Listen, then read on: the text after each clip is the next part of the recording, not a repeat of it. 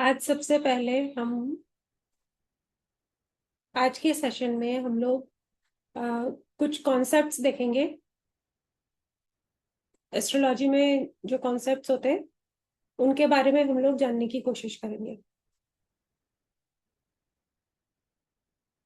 पहला है, कुछ भावों के कॉम्बिनेशन को कुछ नाम दिए गए हैं। हम लोग उसको देखते हैं आज।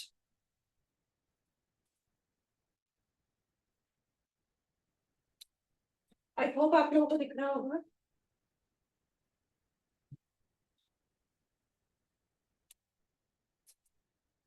पहला भाव, चौथा, सातवां और 10वां, इसको केंद्र बोला जाता है। आप लोगों ने सुने होंगे नाम, केंद्र, त्रिकोण कई बार बोले जाते हैं। तो इस कॉम्बिनेशन को केंद्र बोला जाता है।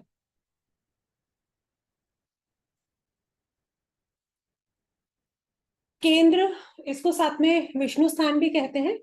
और ये बहुत ही इंपॉर्टेंट होता है। ये कुंडली के जो चार स्तंभ बोल सकते हैं इनको, जो कि फाउंडेशन होते हैं किसी भी लाइफ के लिए, जो कि आपको स्टेबिलिटी देते हैं, लाइफ में बैलेंस और ग्रोथ देते हैं। अब ये मतलब जो हमने चार स्तंभ बोले हैं, कैसे? विष्णु विष्णु भगवान क्या थे? पालन करता है ना। तो सस्टेनेबिलिटी, सस्टेनर कहा जाता है ना उनको। पहला स्थान यानी कि आप खुद, जो आपको एक आइडेंटिटी देता है अपनी पर्सनल। फोर्थ, आपको इमोशनल फाउंडेशन देता है। आप यहाँ पे आके इमोशनली स्टेबल होते हो। सेवेंथ हाउस आपको रिलेशनशिप देता है, रिलेशनशिप से आपको सपोर्ट मिलता है। और टेंथ हाउस आपको करियर देता है और आपका सोशल स्टेटस देता है। तो ये चार चीजें हर व्यक्ति की लाइफ में बहुत इंपॉर्टेंट है। अगर ये चारों पिलर्स स्ट्रांग है तो आपकी लाइफ स्टेबल है। अगर ये स्ट्रांग नहीं है तो आपकी लाइफ में इनस्टेबिलिटी है। नेक्स्ट आता है,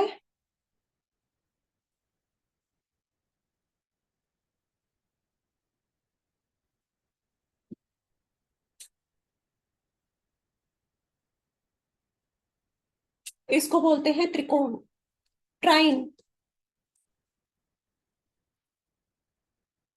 ये लक्ष्मी स्थान कहा जाता है। और ये पावरफुल भी है और स्पीशियस भी है। क्यों?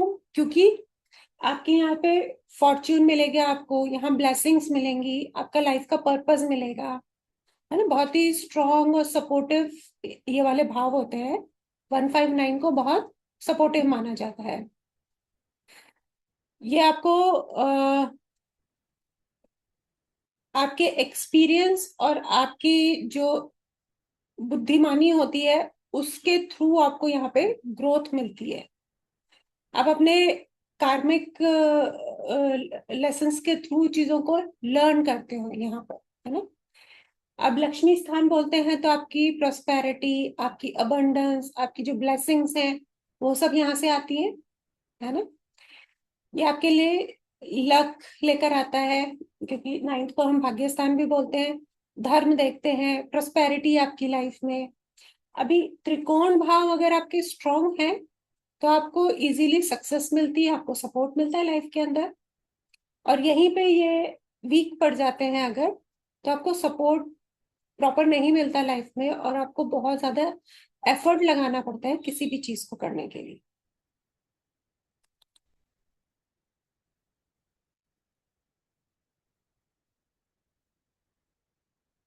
नेक्स्ट आता है 6, 8, 12। इसको त्रिक स्थान बोलते हैं, त्रिक भाव। 6, 8, 12 हमने देखा ही था कि यहाँ पे अनस्टेबिलिटी है, स्ट्रगल है, कॉन्फ्लिक्ट आता है ना। आपको लाइफ में चैलेंजेस मिलते हैं इन तीनों भावों में। लाइफ आपकी ट्रांसफॉर्म होती है, आपके कुछ कार्मिक लेसन्स होते हैं जिनको आपको सिखाने के लिए ये भाव होते हैं। इनको दुस्थान भी बोलते हैं।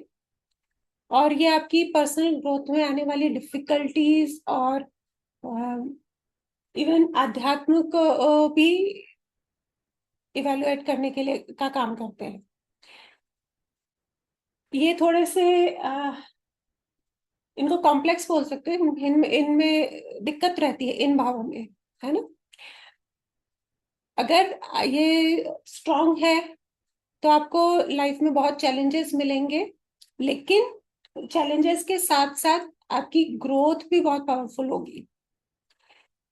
और अगर आपका ये स्थान वीक पड़ते हैं तो कुछ ऑब्स्टेकल्स आएंगे और आपकी लाइफ थोड़ी सी इजी हो जाएगी।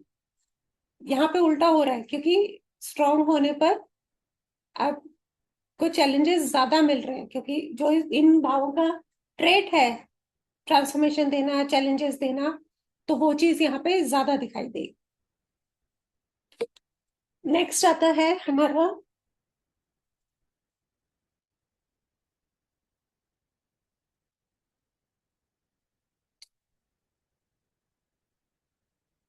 मारक भाव।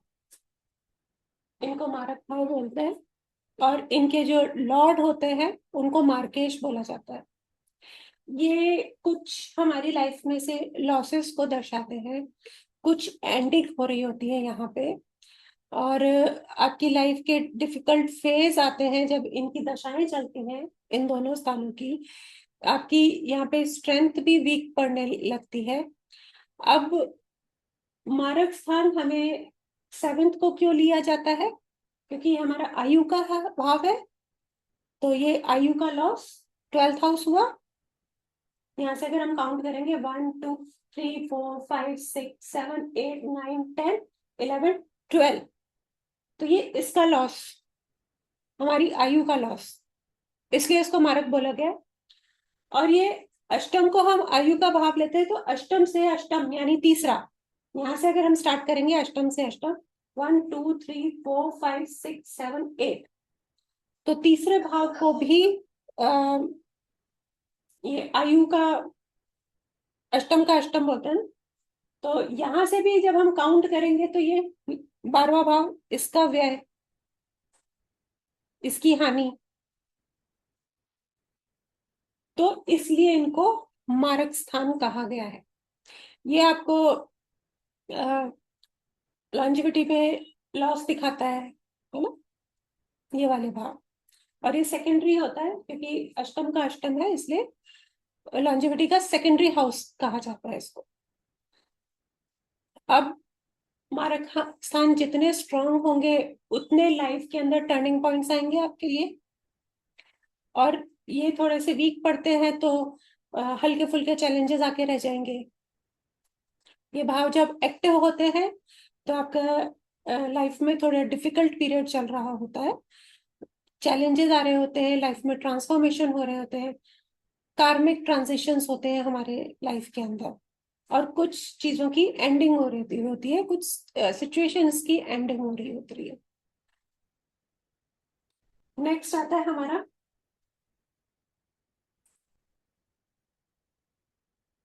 उपचय भाव।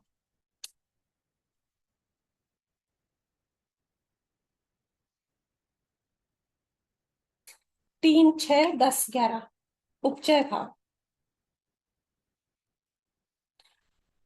उपचय भाव क्या कहते हैं हमारी ग्रोथ, हमारे अंदर होने वाले इम्प्रूवमेंट्स, हम क्या अपने अंदर अच्छा करते हैं, क्या डेवलप करते हैं एक समय के साथ अपने अंदर, अ, वो सारी चीजें यहाँ से दिखती है। आपकी लाइफ में ग्रोथ आएगी तो उसके लिए आपके एफर्ट लगेंगे। एफर्ट, करेज कहाँ से आती है? थर्ड हाउस से। ग्रोथ लाने के लिए आपको एफर्ट्स लगाने जरूरी है, और इन भावों से धीरे धीरे सक्सेस मिलती है, अचानक से नहीं मिलती।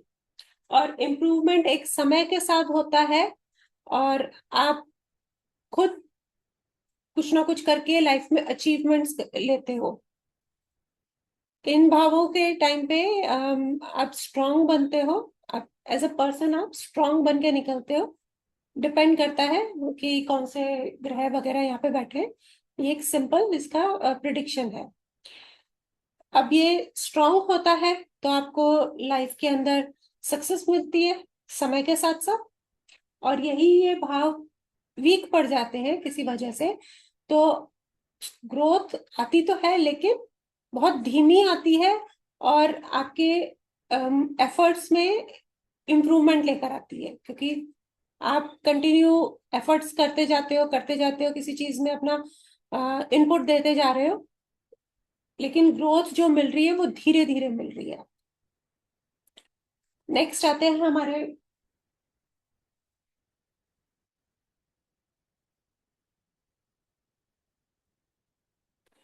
पनफर। केंद्र, केंद्र के जो भाव थे उसके नेक्स्ट वाले, केंद्र ये था, तो ये पनफर, ये था केंद्र, तो ये पनफर, ये केंद्र था, तो ये, है ना, और ये केंद्र था, तो ये केंद्र भाव से सारे जो नेक्स्ट वाले भाव थे हैं वो पनफर कहलाते हैं। अब ये क्या करते हैं, ये हमारे लाइफ में सस्टेनेंस लेकर आते हैं, और हमारी स्ट्रेंथ को बढ़ाने का काम करते हैं, हमारी वेल्थ इकट्ठी करने में हमारी हेल्प करते हैं, हमारे को लाइफ में रिसोर्सेज दिलाने का काम करते हैं, और अपनी टाइम के साथ साथ जैसे जैसे हमारी ग्रोथ होती जाती है, हमारी इनकम बढ़ती जाती है, वैसे वैसे धीरे धीरे हमारी एसेट्स को भी बढ़ाने का काम करते हैं। यहाँ पे अगर स्ट्रॉन्ग अगर पनफर है तो आपकी फाइनेंशियल स्टेबिलिटी अच्छी होगी, और वहीं अगर ये वीक पड़ जाते हैं तो आपको सेविंग्स करने में डिफिकल्टी होगी, आपको अपनी वेल्थ को बनाने में, मेंटेन करने में डिफिकल्टी होगी। अब ये वेल्थ से क्यों रिलेटेड रहते हैं कि सेकेंड हाउस हमारा सेविंग्स का है, जो हम लोग मनी अर्न कर रहे हैं, हमारी एक्यूमुलेटेड वेल्थ है। फिफ्थ हाउस हमारा, हमारी वो इनकम है जो इंटेलिजेंस के थ्रू आती है, या फिर स्पेक्यूलेशंस के थ्रू आती है ना, ट्रेडिंग वगैरह जो करते हैं। एट्थ हाउस हमारी अर्न अर्न मनी है, जो हमें सडनली मिलता है, कोई इनकम या कोई मनी जो हमको मिल रहा है। और इलेवेंथ हाउस हमारा रेगुलर इनकम है, हमारा रेगुलर गेन है।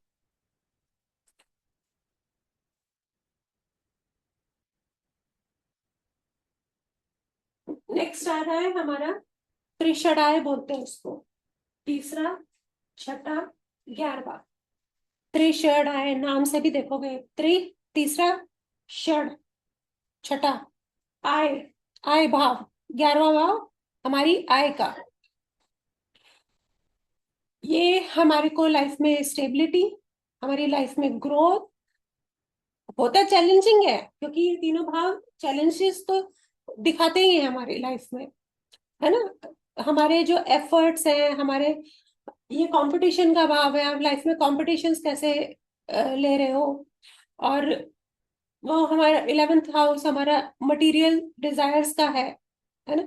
यहाँ पे आप क्या करते हो, आपका चीजों को अचीव करने का आपका फोकस होता है, आपकी एम्बिशंस हाई होती हैं, आप कॉम्पिटिशन्स कर रहे हो, आपके अपने पर्सनल ग्रोथ के लिए आप काम कर रहे हो, आपके पर्सनल गोल्स आप अचीव करने की कोशिश कर रहे हो। ये एफर्ट, स्ट्रगल और गेन, इनको मिलाकर यहाँ पे हमको सक्सेस मिलती है। तो ये हमारे कुछ भाव थे जिनको मतलब इनको इन नामों से बुलाया जाता है। अगर आप कभी आगे जब आप पढ़ोगे, कोई बोलेगा त्रिक स्थान, कोई बोलेगा ट्राइन में है, तो ये लैंग्वेज होती है, आपको पता होना चाहिए कि कौन सा भाव कौन सा है ना।